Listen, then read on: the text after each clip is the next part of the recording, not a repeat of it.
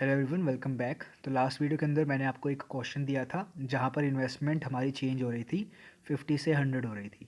तो उस चीज़ का कंसेप्ट अभी हम यहाँ पर समझते हैं। एंड अगर आप लोगों ने उसका आंसर दे दिया होगा तो वेल एंड गुड, देन हम उसको भी कर लेंगे अगर करना होगा तो। ठीक है, उसको भी कर लेंगे। पहले हम इसका कंसेप्ट समझते हैं, देन इस वीडियो के अंदर हम बात करेंगे, गवर्नमेंट को इंक्लूड कर लेंगे टू सेक्टर के अंदर, एंड देन देखेंगे क्या चेंज आ रहा है हमारे aggregate expenditure and equilibrium level of output पे। एंड अगर हो पाया तो हम मल्टीप्लायर्स भी कर लेंगे अगर ये वीडियो छोटी रही तो। ठीक है, मल्टीप्लायर्स भी इस वीडियो के अंदर कंप्लीट कर लेंगे हम लोग, देन ये वाला चैप्टर कंप्लीट हो जाएगा ऑलमोस्ट हमारा। तो शुरू करते हैं। तो जब हमारे पास हमने कहा 50 से कितनी हो रही है, 100 हो रही है, तो हमारा एग्रीगेट एक्सपेंडिचर वाला जो कर्व है वो अपवर्ड शिफ्ट हो जाएगा। This is the old one वाला। ठीक है, 50 पर जहाँ पर इन्वेस्टमेंट एक्सपेंडिचर 50 था, अब वो चेंज हो गया है, अपवर्ड शिफ्ट हो गया, because the investment is changing. So जो चेंज अब आ रहा है वो इक्विलिब्रियम पर भी आ रहा है। हमारे पास ओल्ड वाला इक्विलिब्रियम ये था, न्यू वाला इक्विलिब्रियम इज दिस। सो यहाँ पर ये कहना क्या चाह रहा है कि ये जो इन्वेस्टमेंट में चेंज आया है, this investment is causing the change in equilibrium level of income या फिर इक्विलिब्रियम लेवल ऑफ आउटपुट। ठीक है, सो स्लोप कैसा बनेगा, change in Y divide by change in I, यानी कि this change in I is causing the change in, causing a change in equilibrium level of income. ठीक है, so this is the slope. ठीक है, that's how you will denote it. तो यहाँ पर क्या है, इन्वेस्टमेंट में हल्का सा चेंज आ रहा है, as you can see by this area, as you can see by this area, and the equilibrium level of income is changing much more as compare to change in investment. You can see here. ठीक है, कितना ज़्यादा change कर रहा है हम देख पा रहे हैं। तो इसी चीज़ को हम एक पर्टिकुलर चीज़ कहते हैं, वो क्या, कि इतने छोटू से चेंज ने इतना बड़ा चेंज लेकर आया है, यानी कि this is what, multiplier effect. This is multiplier effect, यानी कि increase in investment is causing more increase in aggregate level of income या फिर इक्विलिब्रियम लेवल ऑफ इनकम के अंदर। ठीक है, कितना वो चेंज होगा उसे हम क्या कहते हैं, द इन्वेस्टमेंट मल्टीप्लायर। उसे हम क्या कहते हैं, इन्वेस्टमेंट मल्टीप्लायर। जो अभी मैंने आपको बताया, किससे हम डिनोट करेंगे, change in Y divide by change in investment. Investment is causing a change in equilibrium level of income. ठीक है, जो चेंज कॉज कर रहा है वो नीचे आएगा एंड इफेक्ट ऊपर आता है। ठीक है, and this is equals to what, investment multiplier, we can say k, it is denoted by के। तो के की वैल्यू क्या होती है, 1/MPS, यानी कि इतने times there will be an increase in equilibrium level of income if investment is increasing. Let's suppose MPS is 0.20 and investment is increasing by 50. ठीक है, change in investment is 50. So what will be the net impact on equilibrium level of income? तो हम यहाँ से find out कर सकते हैं, 1/0.2 will give us 5, है ना। दिस इज द मल्टीप्लायर, यानी कि we have to multiply it by 50 so that we will understand the increase in income, जो कि है 250। ऑलराइट, अब समझ में आया, द चेंज विल बी, इसमें तो 50 हो रहा है इन्वेस्टमेंट में, but equilibrium level of income will change bye 250, 5 times. This is investment multiplier. ठीक है, so the change in this particular area is 250 and in this particular area is 50. So you can see here, as investment is a direct component of aggregate expenditure, as we all know that C plus I is the component of aggregate expenditure. So it will cause and direct impact on equilibrium level of income. That's why it is increasing multiple times. So this is what the multiplier effect, यानी कि if a change in one variable is causing multiple times in change in equilibrium level of income, that is multiplier effect. And here it is changed by investment, then it is called what, investment multiplier, which is equals to 1/MPS. easy. So that was our concept. और हमने question क्या लिया था कि 50 से 100 हो रही है, तो न्यू इक्विलिब्रियम हम डायरेक्टली फाइंड आउट कर सकते हैं। कैसे, अब इसको हम क्या मान लेंगे, न्यू वाला मान लेंगे। तो this is I and we know that this is A, तो कैपिटल ए हमारे पास आएगा एंड देन MPS लिखना है। ये हमारी इक्विलिब्रियम सिचुएशन होती है। लास्ट वीडियो के अंदर सिखाया था। Then this is 200 divided by 0.20। 20 कैसे आया? एम पी सी गिवन है तो एम पी एस क्या होता है? 1 minus M P C. Then it will equal to 1000 I think, है ना? 1000 will be our new level of equilibrium income and the old one was 750 जो हमने लास्ट में निकाली थी। नई कितनी आ गई? 1000 आ गई। तो we can find the change in income जो कि है 250। ईजी, 250 चेंज है। एंड नया इन्वेस्टमेंट कितनी थी? 100। सो इन्वेस्टमेंट में चेंज कितना है? 50 का चेंज। तो इस 50 के चेंज ने 250 का चेंज लेकर आया है। ईजी, ये भी होता है हमारा कंप्लीट। अब हम बढ़ते हैं आज के चैप्टर पे, शुरू करते हैं इक्विलिब्रियम लेवल ऑफ इनकम जब गवर्नमेंट भी इंक्लूड हो जाती है। ठीक है, हमने लास्ट क्लास में पढ़ा था यही चीज़। This is our level of income, this is and this is A E, और ये हमारे पास इक्विलिब्रियम लेवल का पॉइंट है। यही हमने लास्ट क्लास में पढ़ा था 2 सेक्टर इकोनॉमी के अंदर। ये रहा equilibrium point, E point is our equilibrium point and the situation of equilibrium was कि y will be equal to A E, where A E equals to C plus I. Easy है, 2 sector economy. Now जब government include हो जाएगी तब क्या होगा? Let's see. ठीक है, जब गवर्नमेंट इंक्लूड हो जाएगी तो हमारे पास जो एग्रीगेट एक्सपेंडिचर है it will be this C plus I as it is as 2 sector economy plus the government spending, the government consumption expenditure. ठीक है, जो वो गुड्स एंड सर्विसेज परचेज करती है वो हो गया यहाँ पर C plus I plus G when government is included into 2 sector economy. और हमारे पास लेट्स सपोज ये हमारे पास ओल्ड था A E equals to C plus I. ठीक है, now it will shift upward, upward shift हो जाएगा। तो ये हो जाएगा हमारे पास ए ई नया वाला C plus I plus G, where this gap is what? The government spending. And the change in y, you can see the change in equilibrium level of income, it is more than that, more than this change. So obviously it is a component of what? Aggregate expenditure. So government spending will obviously change the equilibrium level of income more than the change in g, right? So this is also a multiplier effect. इसका भी हम बारे में बात करेंगे जब हम government spending multiplier करेंगे। सेम है इन्वेस्टमेंट मल्टीप्लायर की तरह। सो द बेसिक वॉज जब हमने गवर्नमेंट इंक्लूड कर लिए तो it will become this, the aggregate demand या फिर aggregate expenditure becomes this. Easy है। नाउ अब गवर्नमेंट अगर आ रही है तो वो इकोनॉमी को कितने टाइप से या फिर कैसे अफेक्ट करेगी? उनकी कुछ पॉलिसीज़ होती है, वी ऑल नो दैट। किससे इफेक्ट करती है? फिस्कल पॉलिसी से एंड मॉनेटरी पॉलिसी से।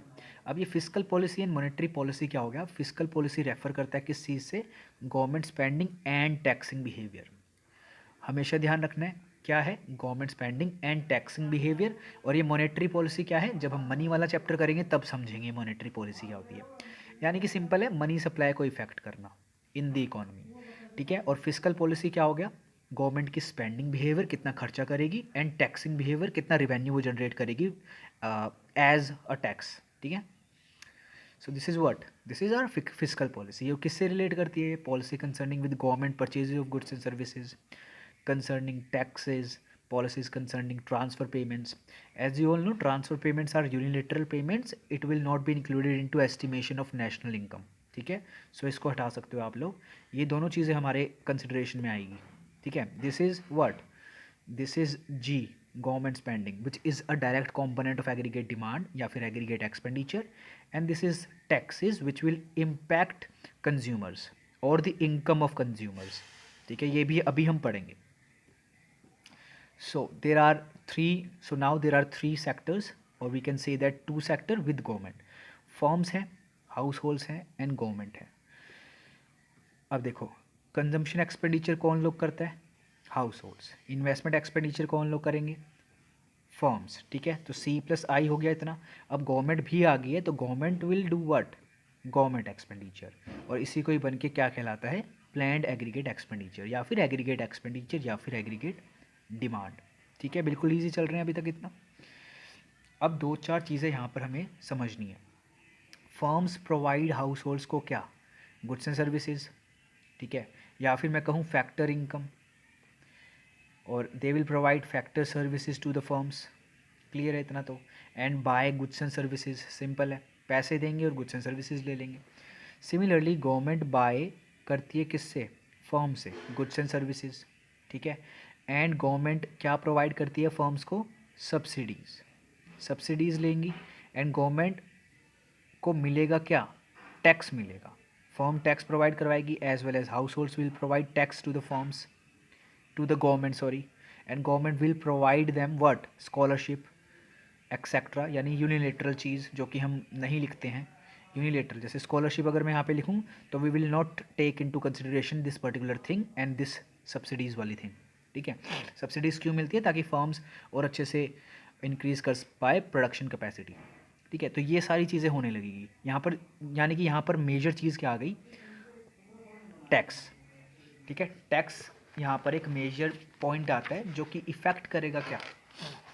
जो कि इफ़ेक्ट करेगा इनकम को, इनकम ऑफ कंज्यूमर्स को। और वो कैसे करेगा अभी देखते हैं हम लोग। सी नाउ ये हमें पता चल गया क्या करेंगे, कौन सी कंजम्पशन एक्सपेंडिचर होगा, investment expenditure, government expenditure. Now अब देखो, अब हाउस होल्ड्स को फर्म्स क्या प्रोवाइड करवाती हैं? फैक्टर इनकम, ठीक है। फैक्टर इनकम यहाँ पे कर लेते हैं, this is firm, this is house holds and this is government, ठीक है। फर्म प्रोवाइड्स हाउस होल्ड्स को इनकम, ठीक है। अभी हम यहाँ पे इसको लिख लेंगे aggregate income, A I is aggregate income. तो एग्रीगेट इनकम जा रही है किसके पास? हाउस होल्ड्स के पास, बिकॉज हाउस होल्ड्स ने फैक्टर ऑफ प्रोडक्शन प्रोवाइड करवाया था फर्म्स को, क्लियर है। तो हाउस होल्ड्स की क्या होगी? इनकम हो रही है, इनकम उनके पास जा रही है। अब we know that government sector भी इंक्लूड हो गया, तो इस पर्टिकुलर इनकम में से कुछ पोर्शन गवर्नमेंट के पास जाएगा क्योंकि वो टैक्स लेंगे हाउस होल्ड से। तो अल्टीमेटली जो हाउस होल्ड्स के पास इनकम बचेगी वो कौन सी इनकम बचेगी? डिस्पोजेबल इनकम, डिस्पोजेबल इनकम यानी कि ऐसी इनकम जो कि टैक्स माइनस करने के बाद मिली है, ठीक है। तो डिस्पोजेबल इनकम क्या हो गया? वाई डी से हम डिनोट करते हैं डिस्पोजेबल इनकम को, which is equals to income minus taxes, simple as that. ये यहाँ पर एक कंसेप्ट था, ठीक है। यानी कि अब जब गवर्नमेंट इंक्लूड हो गया तो हाउस होल्ड्स के पास क्या है? डिस्पोजेबल इनकम है, वाई डी है, क्लियर। तो दिस इज़ इट, ये छोटा सा एक कंसेप्ट था जो मैं आपको समझाना चाह रहा था। अब आगे बढ़ते हैं, जो कि हाँ यहाँ पर मेरे को समझाना था कि फर्म्स डायरेक्ट इसको क्या देंगी? एग्रीगेट इनकम, और यहाँ पे टैक्स चला जाएगा और इस भाई के पास क्या बचेगा? डिस्पोजेबल इनकम, क्लियर है। तो डिस्पोजेबल इनकम क्या हो गई? एग्रीगेट इनकम माइनस टैक्सेस, जो टैक्स के बाद बचती है। तो जो डिस्पोजेबल इनकम हमारे पास बची है, टैक्स तो हमने पे कर दिया, अब जो डिस्पोजेबल इनकम हमारे पास बची है उसको या तो हम कंज्यूम करेंगे या हम सेव करके रखेंगे, बिल्कुल ईजी है। यही चीज़ यहाँ पर लिखी हुई है। सो अल्टीमेटली जो y है, this is what? Y D equals to C plus S. Y D को खोला तो हमारे पास ये आया, एंड देन जो ओवरऑल इनकम होती है हमारी, फिर वो क्या बन गई? This particular thing. यानी कि तीन जगह पर जाएगी, consumption, savings and taxes, clear है। अब यहाँ पर एक और चीज़ आती है इक्विलिब्रियम पॉइंट की, y equals to A E, यानी कि y equals to C plus I. ये टू सेक्टर इकोनॉमी की मैं बात कर रहा हूँ। एंड y को कहाँ खर्चते हैं हम? इनकम को c प्लस एस, कंजम्पशन या फिर saving, equals to c plus I. तो c से c गया, तो savings equals to investment is also a condition, second condition of what? Equilibrium level of income, ठीक है। इक्विलिब्रियम लेवल ऑफ इनकम पर savings will be equal to investment, ठीक है। यही किसने बताया था? कीन्स ने बताया था। ये कीन्स की थ्योरी ही हम पढ़ रहे हैं, ठीक है। जहाँ पर वो क्या कह रहे हैं कि जितना लोग सेव कर रहे हैं उतना ही इन्वेस्टमेंट में जा रहा है। So equilibrium level of income ही है वो हमारे पास, ठीक है। सिमिलरली यहाँ पर क्या हो जाएगा? y equals to A E, जब गवर्नमेंट इंक्लूड है, y किसके इक्वल है? c plus S plus T, और ए ई किसके इक्वल है? c plus S plus government spending, sorry c plus I plus government spending, ठीक है। c से c गया, सो हमारे पास इक्विलिब्रियम लेवल क्या बचा? Savings plus taxes equals to investment expenditure plus government spending, ठीक है। अब हमारे पास ये एक और क्या आ गई है? इक्विलिब्रियम लेवल की सिचुएशन आ गई है। तो यहाँ पर ये भी होगा, ये भी हो सकता है, ठीक है। चलो अब आगे बढ़ते हैं। Some differences. सिंपल इकोनॉमी में कंजम्पशन फंक्शन कुछ ऐसा था, ठीक है। और इक्विलिब्रियम लेवल ऑफ इनकम कैसे निकलता था, कुछ ऐसे करके निकलता था। हमने निकाला है, बिल्कुल ईजी है, ठीक है। वन मोर इक्विलिब्रियम सिचुएशन जो कि अभी हमने देख ली है, saving equals to investment. With government जब आई तो कंजम्पशन फंक्शन क्या हो गया, ये बन गया। द कंजम्पशन फंक्शन कैसा बन गया, वाई डी, ये बन गया हमारे पास। ये वाई डी ही तो है ना, ये बन गया। This is consumption function, new consumption function in case with government.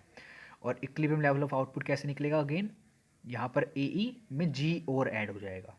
और इसको इलेबोरेट करेंगे तो हमारे पास एक और सिचुएशन आएगी जो कि है ये वाली, savings plus taxes equals to investment plus government spending. चलो अब ये क्वेश्चन करना, इस क्वेश्चन का आंसर कमेंट सेक्शन के अंदर डालना। पॉज करो, देन कमेंट सेक्शन के अंदर मेरे को बताना, देन मैं आंसर वहीं पर बताऊंगा, ठीक है। अब ये कौन सा टॉपिक है, हाँ, तो यहाँ पर मैं बात कर रहा हूँ किसकी, गवर्नमेंट स्पेंडिंग की। हमारे पास पहले ये था, this was our equilibrium level of income जब गवर्नमेंट सेक्टर नहीं था। अब गवर्नमेंट सेक्टर इंक्लूड हो चुका है, तो गवर्नमेंट सेक्टर अगर इंक्लूड हो गया है तो हमारे पास there will be a new equilibrium level of income. As there is an increase in aggregate expenditure तो it will shift upwards, the yellow line है ना। तो यहाँ पर क्या होगा, गवर्नमेंट सेक्टर इन्वॉल्व हो जाएगा। ईजी है इतना, ये अभी तक हमने किया था। अब ये जो गवर्नमेंट इंक्रीज हुआ है इतना गवर्नमेंट स्पेंडिंग के अंदर, this is causing an increase in aggregate level of income, ठीक है, इतना ज़्यादा। तो similar to investment multiplier, government spending multiplier भी यही हो गया कि चेंज इन इनकम कितना हो रहा है, as due to change in government spending, ये इसको चेंज कर रही है, ठीक है। और it will also be represented by 1/MP/s, यानी कि 1/MP/s times will the aggregate demand will change, ठीक है। जैसे कि इन्वेस्टमेंट मल्टीप्लायर में भी 50 से बढ़ रहा था इन्वेस्टमेंट, एंड और हमारी 5 टाइम्स बढ़ रही थी इक्विलिब्रियम लेवल ऑफ इनकम, 250 हो रहा था। तो सिमिलरली यहाँ पर भी यही होगा, government spending multiplier and investment spending multiplier same ही रहते हैं, 1/MP/s टाइम्स ही बढ़ता है, ठीक है। एंड अज्यूम करते हैं हम कि टैक्स को हमने कांस्टेंट लिया हुआ है एक बार के लिए, ठीक है। एक मल्टीप्लायर हम ऐसा भी करेंगे जिसके अंदर government spending multiplier and taxes को दोनों को बढ़ाएंगे और देखेंगे क्या इम्पैक्ट आ रहा है, ठीक है। अभी वी आर अज्यूमिंग कि taxes are constant. So government के अंदर अगर इंक्रीज आएगा गवर्नमेंट स्पेंडिंग के अंदर, तो it will change our equilibrium level of income, multiple times change करेगा। So this is also a multiplier effect. और ऐसा क्यों होता है, because government spending is a direct component of aggregate expenditure, ठीक है। और यही अगर चेंज हो रहा है तो there will be a direct impact, ठीक है, मल्टीपल टाइम्स इम्पैक्ट आएगा। अब ये क्वेश्चन है, इसमें बोल रहे हैं कि what is the value of government expenditure multiplier, ये फाइंड आउट करो फिर मेरे को बताना। This is also equals to 1/MP/s। Find out the this, find out करो फिर मैं आंसर बताता हूँ।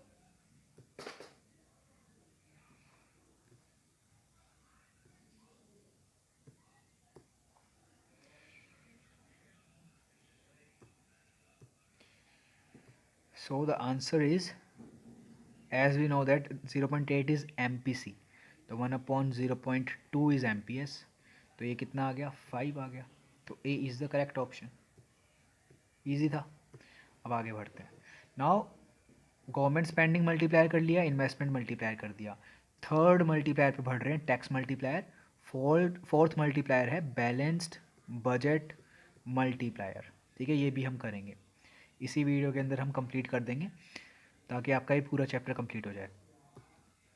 सो टैक्स मल्टीप्लायर क्या कह रहे हैं, अब जैसे गवर्नमेंट स्पेंडिंग मल्टीप्लायर में हमने एज्यूम किया था टैक्सेस टू बी कांस्टेंट, अब इस मल्टीप्लायर में we are assuming government spending to remain constant, ठीक है। तो टैक्स मल्टीप्लायर क्या होता है, ये एक रेशियो है of change in the equilibrium level of output to a change in taxes, यानी कि टैक्सेस के कारण हमारे इनकम के अंदर क्या चेंज आया है, कितना चेंज आया है। क्या यहाँ पर भी मल्टीपल टाइम्स आया था, आएगा as same as investment multiplier और गवर्नमेंट स्पेंडिंग मल्टीप्लायर, तो वो चीज़ अभी हम देखते हैं। क्या मल्टीपल टाइम्स आएगा या नहीं आएगा, वो चीज़ अभी हम देखते हैं। तो सी, इफ़ गवर्नमेंट इज इन्वॉल्विंग और coming into the picture, taxes भी आएंगे, ठीक है। तो टैक्स देगा गवर्नमेंट, ऑब्वियसली टैक्स लेगा। तो टैक्स जब होगा देन जो चेंज आएगा हमारे वाई के अंदर, इक्विलिब्रियम लेवल ऑफ इनकम के अंदर, क्या वो मल्टीपल टाइम्स होगा या फिर वो नहीं होगा मल्टीपल टाइम्स, ये अभी हमें करना है और समझना है। For example taxes are implementing, या फिर government is implementing taxes. For example चलो पहले एक बारी डिक्रीज़ का देख लेते हैं। इफ़ टैक्सेस आर डिक्रीजिंग तो क्या होगा, हमारी इनकम विल इंक्रीज, ठीक है। डिस्पोजेबल इनकम वाई डी से डिनोट कर रहा हूँ, इट विल इंक्रीज, येस और no, it will increase as our taxes are decreasing, their disposable income will increase. So हमने Keynesian theory of consumption पढ़ी है, जब जब income increase होएगी our consumption will increase. So if consumption is increasing and we know that it is a direct component of aggregate expenditure, it will also increase, and then the equilibrium level of income will also increase. So decrease in taxes is leading to what? Increase in income. But by how much of amount? But by how? This is the question that we have to answer. कितने amount से बढ़ेगा? Now these taxes are not directly affecting the income, but they are affecting it indirectly. How indirectly? By change in consumption. As we know, if taxes are decreasing, our income or disposable income will increase. Income increase will lead to increase in consumption. Here is the point. Here is the point. But how much the consumption will increase, it will depend on MPC. This is what we have studied in Keynesian theory of consumption, that income will increase and consumption will increase, but the rate of increase in consumption will be less than the rate of increase in income. All right, and it is depend on what? MPC. That portion of change in income, that portion of change in income which is consumed. If our income is increasing by 500, we will not consume 500. We will consume some portion of it, which is MPC. For example, 250. So we are not consuming 500. 500 is the direct impact of decrease in taxes. But the consumption, which is the component of aggregate demand, is increasing by only 250, only MPC times. So the conclusion here is taxes, decrease in taxes will impact equilibrium level of income MPC times. Okay, MPC times. अब इसको और अच्छे से समझाने के लिए, if we take an example, for example ₹1, the change in income is rupee 1 and the MPC is 0.75. So the meaning of this MPC 0.75 is that the change in income is rupee 1 and we are consuming 0.75 rupee as a consumption, as the consumption, and 0.25 in savings. All right, so increase in consumption is only 0.75, not by rupee 1. All right, so taxes will impact the equilibrium level of income. They will definitely impact the equilibrium level of income, but only MPC times. Okay, this is the correct or the whole thing of tax multiplier. So the value or the equation of tax multiplier is MPC divided by MPS, as it is changing the aggregate या फिर equilibrium level of income by MPC times, so that's why it is MPC upon MPS. And if taxes are rising, our equilibrium level of income will decrease, and if taxes are decreasing, our equilibrium level of income will increase. So there is a negative relationship between them, so that's why it is represented by this, by minus sign. So tax multiplier is minus MPC upon MPS. It is a negative multiplier. Clear होता है ये multiplier? बहुत easy था. अब यहाँ पर हमने एक अजम्पशन ली हुई थी, government spending is remain constant और government spending is constant. Now let's discuss the last multiplier which is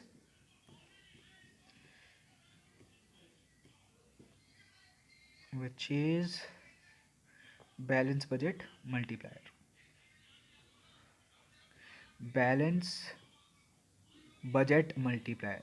तो ये मल्टीप्लायर कहता क्या है कि अगर गवर्नमेंट स्पेंडिंग एंड टैक्सेस दोनों को सेम रेट से बढ़ाया जाए, फॉर एग्जांपल 40 से ये बढ़ रहा है, 40 से ये बढ़ रहा है, तो what will be the impact on equilibrium level of income. इस पर क्या इम्पैक्ट आएगा ये हमें स्टडी करना है और ये बताता है. ठीक है, तो एक एक करके हम इम्पैक्ट देखेंगे. पहले इसका इम्पैक्ट देखेंगे, फिर हम इसका इम्पैक्ट देखेंगे, फिर दोनों को प्लस कर देंगे और फिर देखेंगे कि भाई टोटल इम्पैक्ट क्या आ रहा है. ठीक है, सो सबसे पहले हम गवर्नमेंट का इम्पैक्ट देखते हैं. ठीक है, government spending is increasing. First impact is government spending is increasing by 40. ठीक है, 40 लेकर चल रहे हैं एक बारी के लिए, एंड वी आर एज्यूमिंग कि टैक्सेस आर कॉन्स्टेंट. MPS हमें गिवन है 0.25. ठीक है, we are taking it as 0.25. ठीक है, hypothetically taxes are constant. We are firstly studying first impact of increase in government spending. ठीक है, नाउ इफ 40 से अगर ये बढ़ रहा है and we have MPS, so the government spending multiplier is 1 upon MPS, which means 1 upon 0.25, which means it is 4. The value of government spending multiplier is 4, which means that the change in income will be 40 into 4, which is equals to 160. This is the change in equilibrium level of income. Okay, this is the change in equilibrium level of income. Note it down. First impact is increase in equilibrium level of income by 160. This is our first impact or first observation. Let's talk about increase in taxes now. Second impact is increase in taxes by 40 and the government spending are assumed to be constant. Okay, now what is the multiplier, tax multiplier? MPS is again 0.25. We have to take it similar to that. So tax multiplier equals to, it is a negative multiplier, we know that, MPC upon में MPS. So the value of this will be 0.25, then automatically 0.75. The multiplier will be -3, which means that the change in equilibrium level of income will be 40 into -3, which is equals to -120. This -120 is representing that the equilibrium level of income or equilibrium level of output will decrease by 120. So second observation change is what? Decrease in equilibrium level of income by 120. Alright, now we have to combine it and have to check what is the net impact on equilibrium level of income. Okay, so the first impact was increase by 160 and the second impact was decrease by 120. If we add these both, then the net impact is coming to be 40. So we can conclude here that if government spending is increasing and taxes are increasing by the same amount, it will affect the equilibrium level of income by the same amount. So the balance budget multiplier will be equals to 1. Okay, this is the whole topic, और सारे सब पूरी चीज़ें clear हो चुकी है। जो भी डाउट होगा you can comment down below, and this is enough for this video. We will continue, or we will start a new chapter in next video, which is money वाला chapter. यहाँ पर कोई किसी को भी दिक्कत है तो बताना, ठीक है? ओके।